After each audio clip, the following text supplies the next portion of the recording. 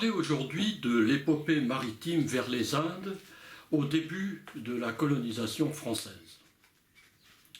Alors cette communication parle donc essentiellement de la navigation de navires français en route pour l'océan Indien au XVIIe et début XVIIIe siècle.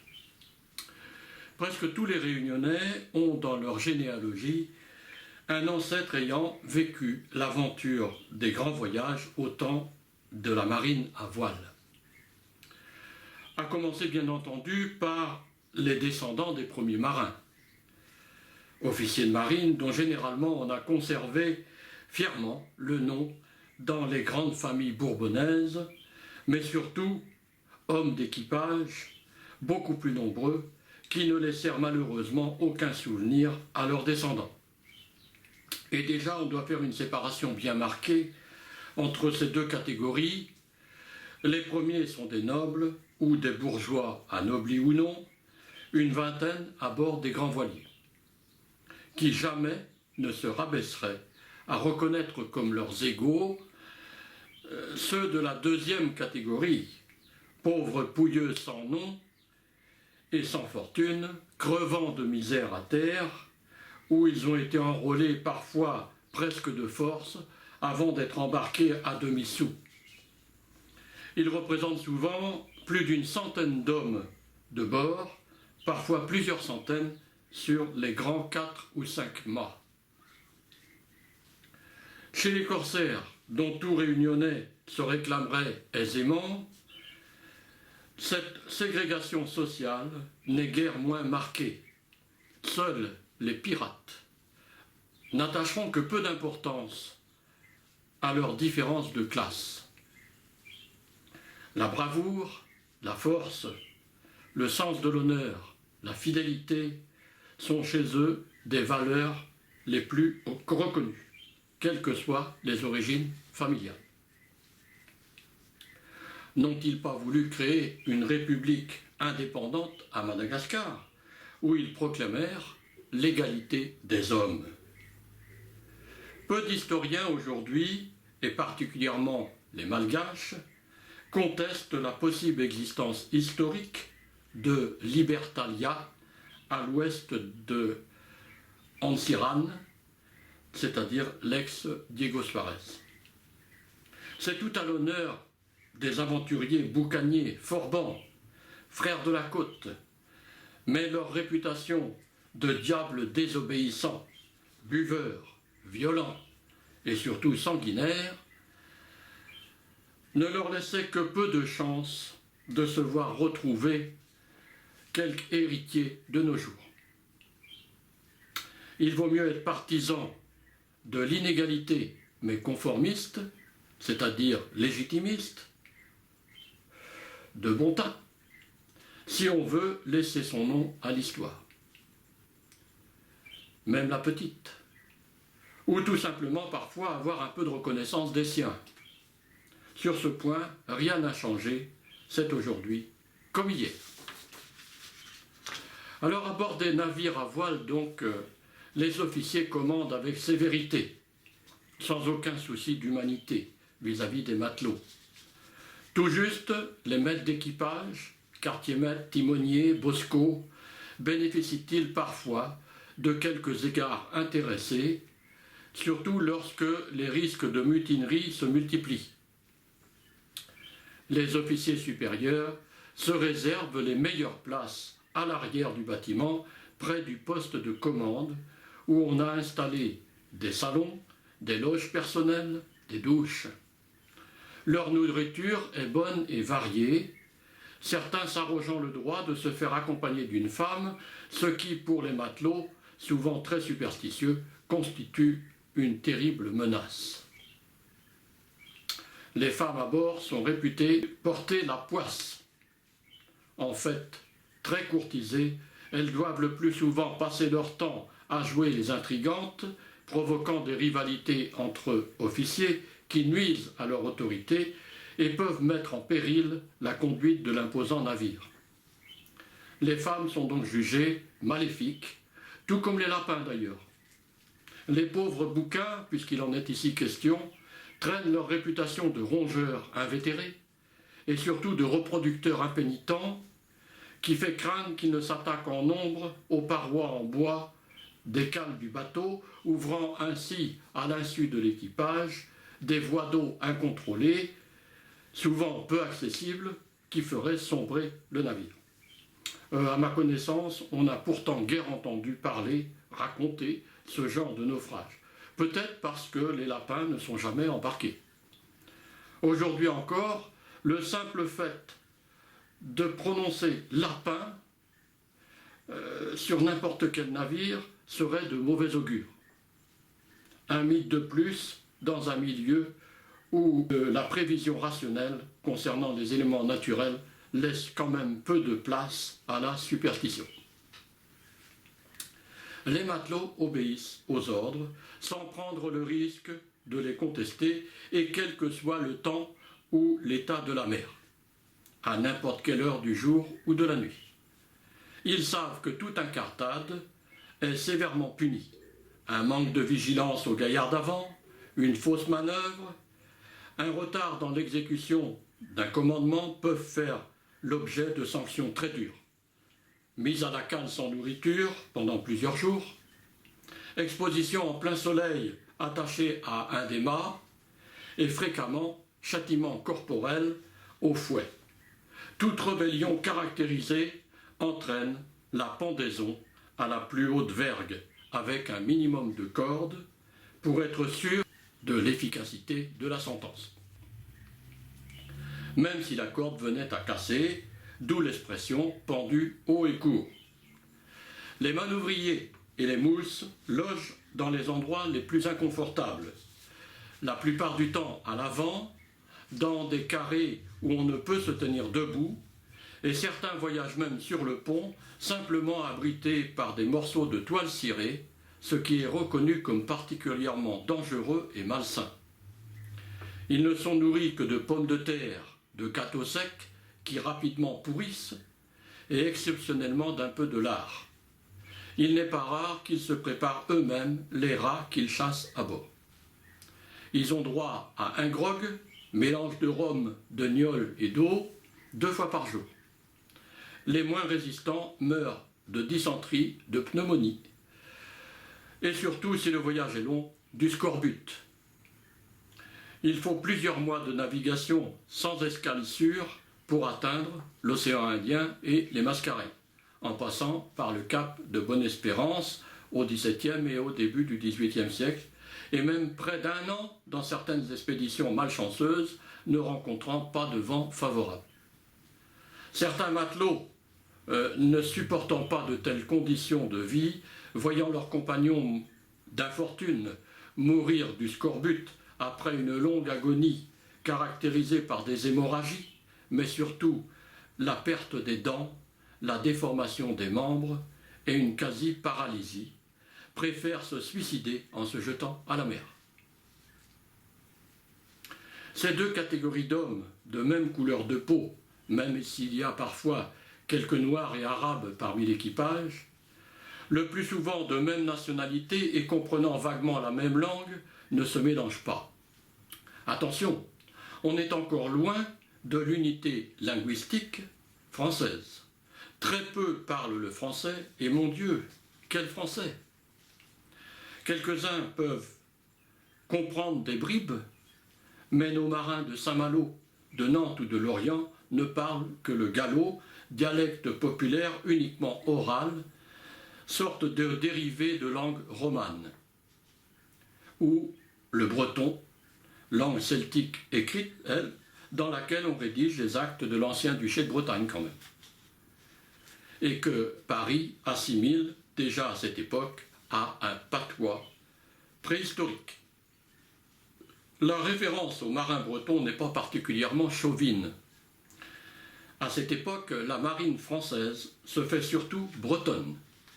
La plupart des équipages venus de la côte atlantique sont constitués en très grande majorité par les Bretons. Mais les officiers sont le plus souvent de la noblesse française. En tout cas, ils s'en réclament. C'est donc bien une véritable ségrégation de type racial qui règne à bord, reproduisant très exactement les structures monarchiques en vigueur à l'époque dans la plupart des pays du vieux continent, comme sur le reste de la planète d'ailleurs. On oublie souvent que les droits de l'homme et la démocratie sont des concepts occidentaux relativement récents et encore assez limités géographiquement dans leur application. Ne regrettons pas d'être nés européens et surtout aujourd'hui. Alors sur les grandes nefs venues d'Europe donc pendant des siècles, subsistera, répétons-le, une ségrégation sociale assimilable au racisme, alors que les navigants étaient pour la plupart blancs. Cela s'accompagnera longtemps, sans qu'aucun progrès ne vienne les contrarier, de brutalité virile, de violence gratuite, de châtiments corporels et même de peine de mort, sous la seule volonté du capitaine et de ses lieutenants. Le capitaine est le seul maître à bord, et selon la formule, après Dieu. Mais il ne consulte guère ce dernier. Le prêtre, s'il y en a un, n'a le droit que de donner l'absolution au condamné à mort et de bénir le corps avant son jetage à la mer. La discipline sur les bateaux, même dans la marine marchande, était toujours, il n'y a pas bien longtemps, extrêmement sévère, et des marins encore en activité ont connu l'époque où, jeunes matelots, ils furent rationnés ou jetés à fond de cale, à coups de pied au cul, pour quelques fautes banales. Quant aux passagers et migrants, ils étaient là aussi selon leur appartenance sociale. Les nobliaux ou les bourgeois argentés disposaient de cabines à l'arrière auprès des officiers. Les roturiers, les pauvres donc, partageaient une salle commune, sans confort, dans l'entrepont, et étaient nourris comme l'équipage. Ils avaient pourtant payé leur voyage avec leurs dernières économies. Pour les miséreux, le rêve de fortune vaut bien tous les sacrifices. Certains passagers n'étaient pas forcément volontaires ou même simplement consentants. On trouve parmi eux des bannis, condamnés à l'exil, souvent pour raisons politiques ou religieuses, mais aussi familiales ou claniques. La pression des conventions sociales, les tabous confessionnels, frappent les anticonformistes. L'individu doit être ce qu'on lui a inculqué d'être. S'il transgresse les us et coutumes, il se condamne lui-même. Les filles mères, par exemple, sont abandonnées, les fils dits indignes déshérités, les intellectuels trop clairvoyants et rebelles accusés de folie ou de sorcellerie. Ils n'ont souvent d'autre choix que de s'expatrier vers d'autres rêves dans les colonies. Et c'est ce qu'ils tentent de faire plutôt que de se voir mis au ban de leur propre village natal, dans l'humiliation et le dénuement. Ils montent à bord des grands voiliers comme des clandestins, souvent avec la complicité d'un matelot déjà enrôlé. Puis, une fois découverts, ils prétendent avoir été débarqués d'un autre navire.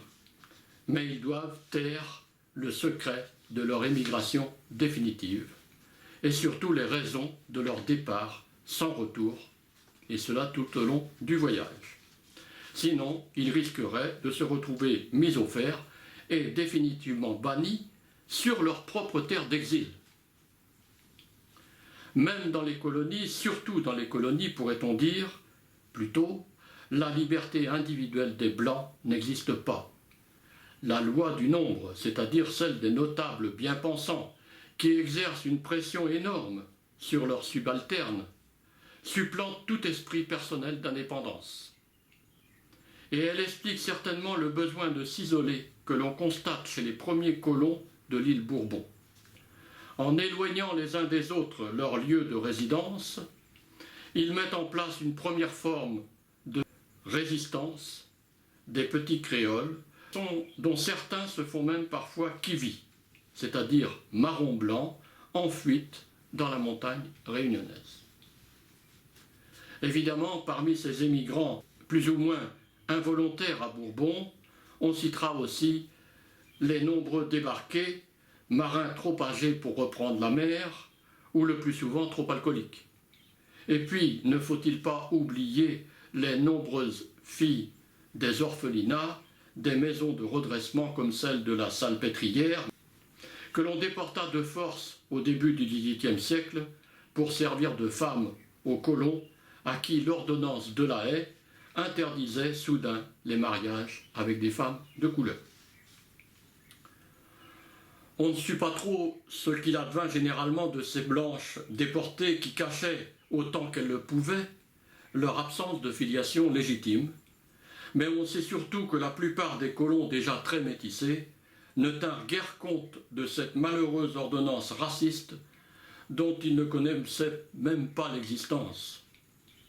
La plupart, dans les années 1710, répertoriés par Desforges Boucher, rédigeant son premier mémoire de recensement des habitants à Bourbon, ont toujours des épouses de couleur et s'en trouvent très bien. Sur les bateaux négriers maintenant, la ségrégation entre officiers et matelots est encore plus marquée, du fait même que les officiers, toujours siégeant et logeant dans la dunette arrière, ne descendent qu'exceptionnellement sur le pont inférieur.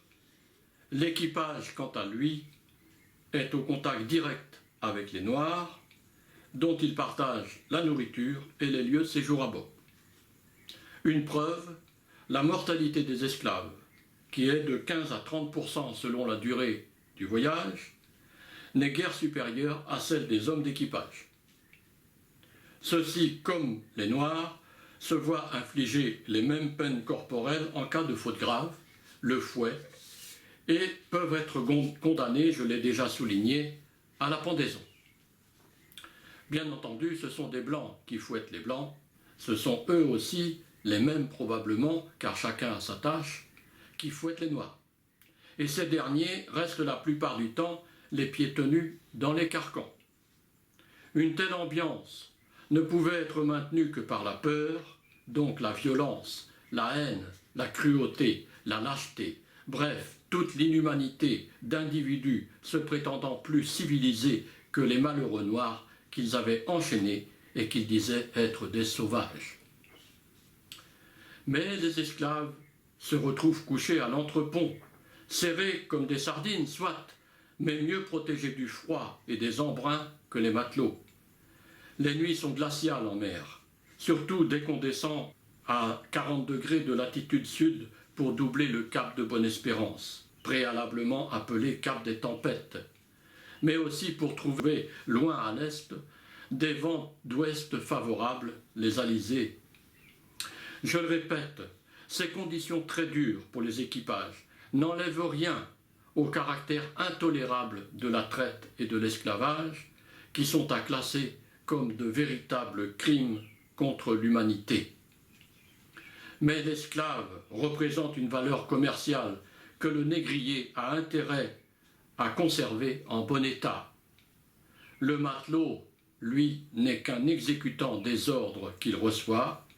Si par son incurie, il compromet le bon déroulement du transport, il ne bénéficie d'aucune indulgence parce qu'il est blanc.